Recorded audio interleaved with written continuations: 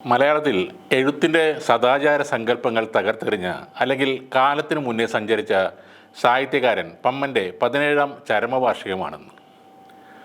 മലയാളിയുടെ കപട സദാചാരത്തിൻ്റെ മുഖത്ത് നോക്കി വെല്ലുവിളിച്ച ആളാണ് പൊമ്മൻ.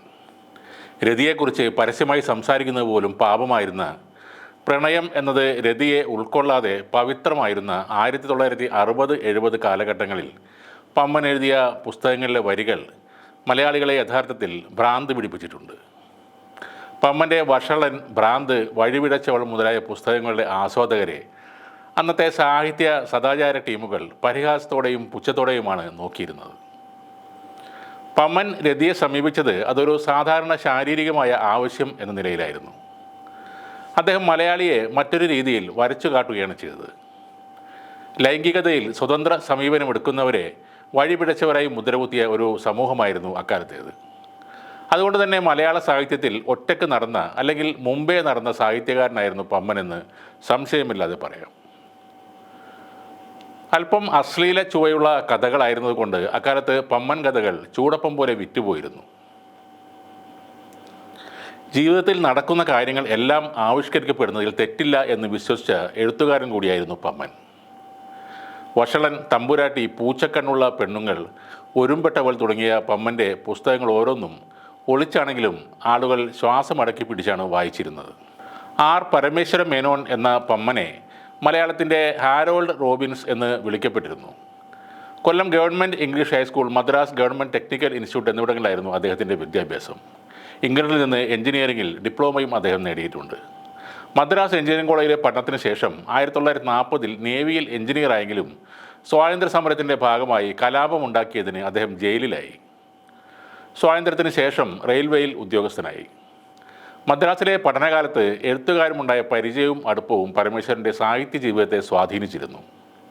പിൽക്കാലത്ത് എഴുത്തിൽ അദ്ദേഹം സജീവമായപ്പോൾ അന്ന് നിലനിന്നിരുന്ന എഴുത്ത് രീതികളെ വെല്ലുവിളിക്കുകയായിരുന്നു അദ്ദേഹം ചെയ്തത്. 39 നോവലുകളും 9 ചെറുകഥാ സമാഹാരങ്ങളും പ്രസിദ്ധീകരിച്ചിട്ടുള്ള അദ്ദേഹത്തിൻ്റെ 5 കഥകൾ സിനിമയായി മാറിയിട്ടുണ്ട്.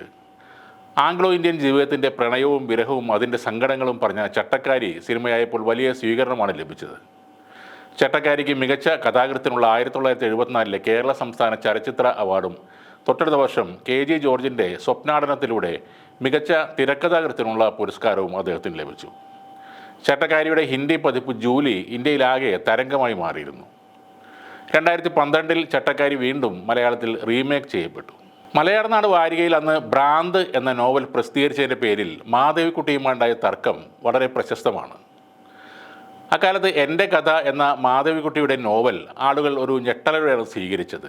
അതങ്ങനെ സൂപ്പർ ഹിറ്റായി മാറുമ്പോഴാണ് പമ്മൻ തൻ്റെ ഭ്രാന്ത് എന്ന നോവൽ ഇറക്കുന്നത്. മാധവിക്കുട്ടിയുടെ അതേ കഥ തന്നെ മറ്റൊരു ആംഗിളിൽ കൂടി പമ്മൻ പറഞ്ഞപ്പോൾ വായനക്കാർ അതിൻ്റെ പിന്നാലെ പോയി. തൻ്റെ ഉദ്യോഗത്തിനെ ബാധിക്കാതെ ഇരിക്കാനായിരുന്നു അദ്ദേഹം പമ്മൻ എന്ന രഹസ്യനാമം സ്വീകരിച്ചത്. മലയാളികളുടെ ലൈംഗിക ചിന്തകളും അനുഭവങ്ങളും തുറന്നു കാട്ടിയ പമ്മൻ്റെ നോവലുകൾ അക്കാലത്ത് ചെറുപ്പക്കാരുടെ ഹരമായി മാറി. വായനശാലകളിൽ അവയ്ക്ക് ആവശ്യക്കാർ ഏറെയായിരുന്നു.